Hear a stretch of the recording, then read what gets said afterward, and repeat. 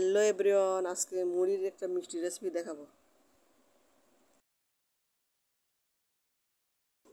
এই যে দেখুন, দেখতেও যেমন সুন্দর, খেতেও তেমন টেস্টি হবে। মুড়ি দিয়ে সহজেই মিষ্টি রেসিপি বানিয়েছি। এখন আমি মুড়ি নিয়ে ব্লেন্ডারের মধ্যে ব্লেন্ড করে নেব।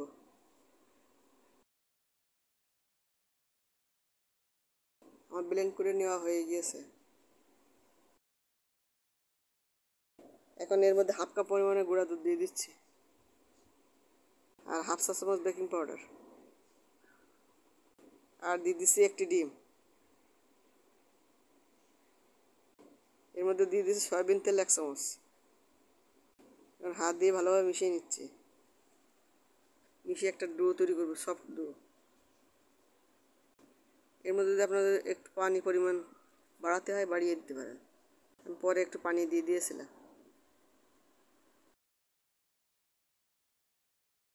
সফট একটা ডো তৈরি করে একটু কিছুক্ষণ রেস্ট রেখে দেবো। তারপর হাতে তেল মাখিয়ে গোল গোল করে বল আকারে তৈরি করে নিয়েছি। এখন চুলার মধ্যে প্যান বসিয়ে লো আছে ভেজে নেব। তেলটা সামান্য গরম হলেই দিয়ে দেবো। তারপর লো আছে অনেকক্ষণ ধরে ভেজে নেব, যতক্ষণ পর্যন্ত না তেলের উপরে ওঠে। আমি কম তেলে ভেজে নিচ্ছি, আপনি চাইলে ডুবো তেলে ভেজে নিতে পারেন। ডুবো তেলে ভেজে নিলে উপরে ভেসে উঠবে। আমার চ্যানেলে আরও অনেক ধরনের মিষ্টি রেসিপি দেওয়া আছে, আপনি চাইলে দেখে নিতে পারবেন। খুব সহজেই তৈরি করেছি।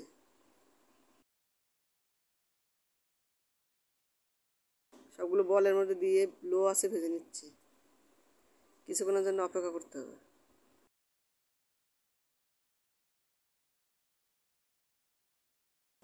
একটু ফুলে উঠেছে, তারপর উল্টিয়ে দিচ্ছি। যে কড়াইগুলো গোল, এগুলোর মধ্যে ভেজে নিলে অল্প তেলেই ভেজে নিতে পারবেন। আমার মতো এরকম প্যানের মধ্যে ভাজলে আপনার বেশি করে তেল দিতে হবে। ডুবো তেলে ভাজতে গেলে আরও অনেক তেল দিতে হবে। আমি কম তেলে ভেজে নিচ্ছি। বারবার নিয়ে নিয়ে সব জায়গায় ভেজে নিচ্ছি। ঘন ঘন নাড়তে হবে, তাহলে সব জায়গায় ভাজা হবে। কোথাও সাদা, কোথাও কালো ভাজা হবে না, সবই লালচে আকারে ভাজা হবে। গাঢ় ব্রাউন কালার হলে নামিয়ে নেব। ভাজার পর একটু ঠান্ডা করে নিতে হবে সামান্য। ফুটন্ত ধোয়া ওঠা এরকম চিনি শিরার মধ্যে দেওয়া যাবে না। চিনি শিরা একটু সামান্য ঠান্ডা হলে তার মধ্যে দিতে হবে। যখন ধোয়া ওঠা ওই সময় দিলে মিষ্টিটা চুপসে যেতে পারে, ভালোভাবে রস নাও ঢুকতে পারে। চিনির শিরার মধ্যে দিয়ে আপনি বেশি নাড়াচাড়া করলে চুপসে যাবে মিষ্টি। চিনি শিরার মধ্যে একটু দেওয়ার পর একটু অপেক্ষা করতে হবে। একটু পরে আবার একটু উল্টে দিতে হবে। বেশি নাড়াচাড়া করবেন না, তাহলে চুপসে যাবে, তখন মিষ্টিটা ভালো হবে না, মিষ্টি শক্ত হয়ে যাবে। মিষ্টির মধ্যে ভালোভাবে রস ঢুকবে না। চিনি শিরার উপরে যখন ধোয়ার মতো ওঠে, তখন যদি আপনি মিষ্টি নাড়াচাড়া করেন, তাহলে মিষ্টি চুপসে যাবে আর ওর ভিতরে রস ঢুকবে না। ওই জন্য ধোয়া ওঠা বন্ধ হওয়ার পরে চিনি শিরার মধ্যে মিষ্টি দেবেন। দেওয়ার পর কিছুক্ষণ অপেক্ষা করে তারপর আবার একটু উল্টিয়ে দেবেন। তাহলে 2 ঘন্টা পরে দেখাবো। এই মিষ্টি রেসিপির মধ্যে কিছু টিপস শেয়ার করেছি, আপনাদের কাজে লাগতে পারে।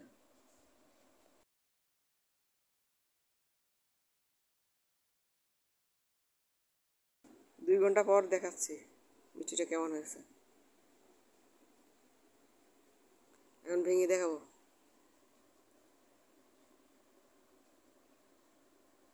রেসিপি ভালো লাগলে অবশ্যই সাবস্ক্রাইব লেখাটা ক্লিক করে অল নোটিফিকেশনটা অন করে রাখবেন। অল নোটিফিকেশন অন না করে রাখলে আপনি নতুন ভিডিও দেওয়া মাত্র আপনি পাবেন না। এই কারণে অল নোটিফিকেশন অন করে রাখবেন, যাতে নতুন নতুন ভিডিও দেওয়া মাত্র আপনি পেয়ে যান।